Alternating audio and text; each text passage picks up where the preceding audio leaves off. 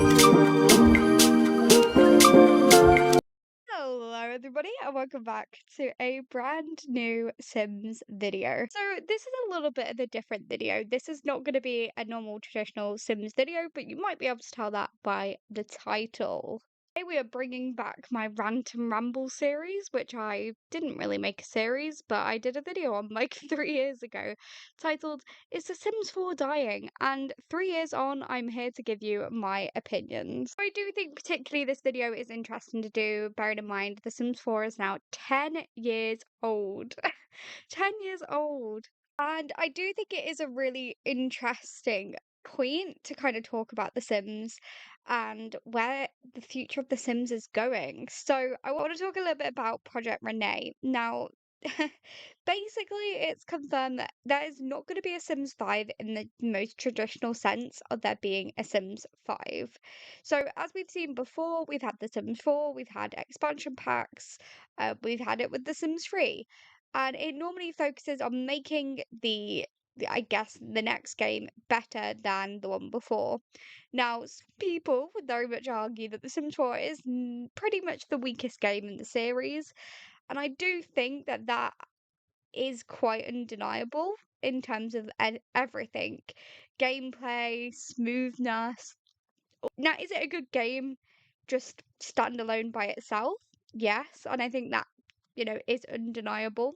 But when you compare it to things like The Sims 3, where, you had open world, you had a lot more in-depth gameplay, or The Sims 2, where the gameplay was even more in-depth, I do think The Sims 4 lacks. And no matter how much packs they put out, I don't know if it really makes up for the lack of substance that's actually there with the foundations of the game. Obviously, the Sims team have basically announced there isn't really going to be a Sims 5. So, what they're going to do is they're going to build upon The Sims 4. So, they're going to bring in, I think, a multiplayer way of doing things. They're going to try and expand more on like the online features. Basically, they're going to take The Sims 4 and completely overhaul it, my guess. Now, it'll be interesting to see in what way they actually end up doing this. I think they might go down the approach with, I don't know if they'll go down the approach of like remastering the game or like, you know what I mean? Like having the Sims 4 but making it a little bit different. But I do think, I do think it's going to divide a few fans. EA's reasoning for expanding The Sims 4 versus creating a new game is because they don't want the players that have invested so much money in the last 10 years into The Sims 4 to then have to go and buy a new game with new packs, etc., etc. And I do get this argument, and in one way I thought actually that's quite nice of the EA to recognise that. But in another way, I don't agree with it. I'm gonna talk a little bit as to why I don't agree with it. If The Sims 4 was a game that was foundationally really strong, if it didn't have any bugs and errors and all the rest of it, if it didn't have all the issues that it has with it, I would say that the EA are right. Like, yes, if they had done something similar with The Sims 3, I probably would have been like, okay, fair enough. Because, yet again, there were bugs with The Sims 3, which, to be fair, is why we needed The Sims 4, because there was too many bugs for EA, or I think it was Maxis actually at the time, to like fix. So I know from my understanding that they've got a whole new development team to try and fix the bugs that are in the game. My problem is EA keep releasing content. They keep releasing kits, they keep releasing game packs, expansion packs, stuff packs. And I get it because they obviously want money, so of course they're going to keep releasing it. But by the time you've released all these packs, surely it would be almost cheaper to build a new game which functions better, whilst also maybe even incorporating some of the packs that they've already shoved out there, uh, and making it cheaper for the consumer. I don't know whether expanding on The Sims 4 is actually going to work out cost effective, and I say that in quotation marks, as to what EA is trying to imply. I do also think it's really interesting that they're going to try and incorporate multiplayer and online features. Because obviously we all know and love the gallery, but let's be honest, the gallery is broken within itself. Like there is quite a lot of bugs and issues with that. So I do think it's interesting that they've decided, yeah, we're gonna go with an online approach. Equally, I don't know how many people would actually play The Sims 4 as a multiplayer, because for me personally, I know that it is an individual game, but like I do really see The Sims 4 as an individualistic game in the sense of like you've got your own stories that you want to create with your own Sims. Like I just don't understand how multiplayer would work. Now, obviously they're doing some tests in autumn anyway. Um I guess to try and test it and see if it is going to work well, but I'm really unsure with how those sort of features are gonna go. Um, but yeah, I do also think, and this is probably the bestest point, is that the graphics of The Sims 4 in terms of the cartoony look, I feel like as we are getting, further and further away from when it was first released, um, it's gonna be a bit outdated. Like that sort of cartoony look is getting more and more outdated as we go on. You kind of see nowadays people are leaning towards more realism. Now, I do think it's interesting with games. I don't know if Paralives is still a thing. I don't know if they're still working on that. Because I haven't caught up with those rumors for a long time. But there's also another one that's being released, and I can't remember the name, but I'll try and put it on the screen.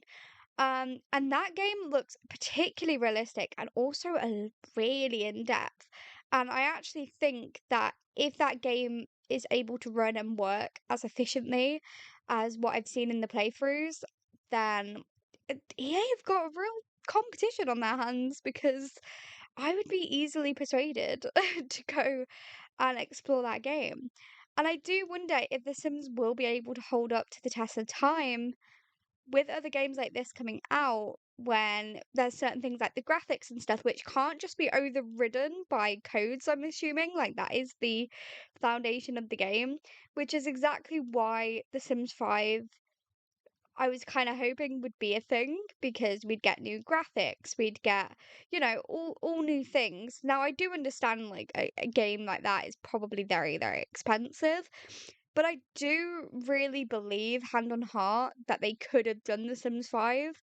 And I really do believe that this kind of excuse of, you know, um, them not wanting us as consumers to spend more money as I don't know, a little bit of a cover up of something else. Like, I truly believe that there's something, I don't know, there's something more to it. The other thing that I want to touch upon ever so slightly is the new scheme that they are basically bringing out with custom content creators, where they're going to collaborate with custom content creators and mod creators to make content for the game and then charge for it, which I do feel a bit weird about. I don't know. I feel great if the custom content creators are getting paid fairly and it's being done justly, then yes, I'm all here for it. But there is something weirdly icky about EA making somebody else do all their work and then profiting off it. Because let's be honest, even if, they give a certain amount of commission to the custom content creator, they're still going to benefit and get a profit from somebody else's work. So I don't know. I do feel a bit weird about it. I think it's one of those things we're gonna have to see how it happens and how it gets enforced, because at the minute, I don't know, I don't feel that confident about it. So to clarify, I think I do feel very disappointed with the lack of The Sims 5 happening. I just feel that particularly the last like 3 years since I took a break from playing, I feel that the game has become a lot more. I don't really know. I think there's so much overconsumption with the kits, the packs.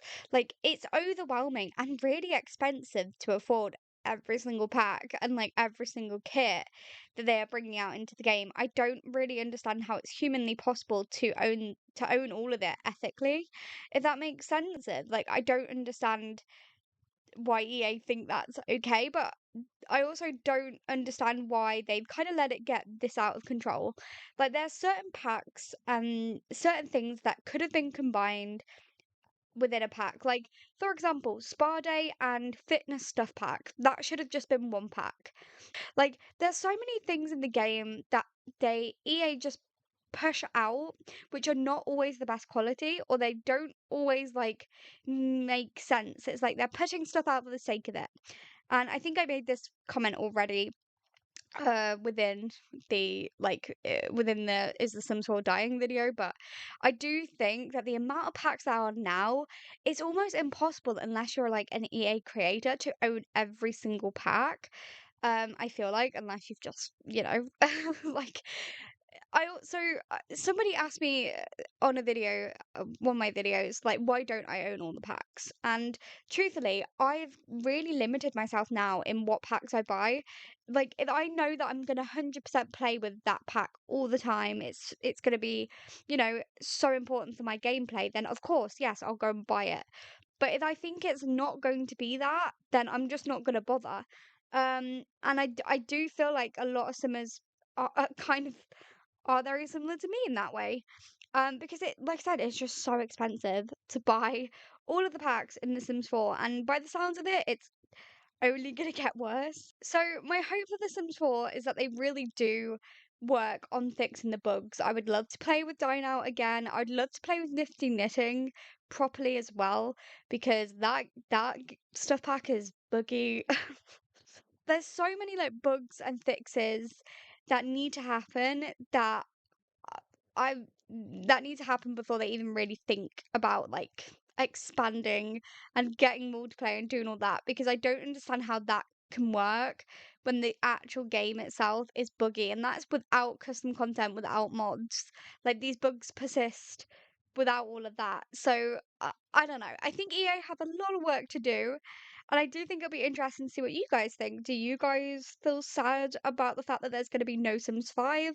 Are you happy? What's your kind of opinions on it? Because I know that The Sims 4 does have a lot of new players as well.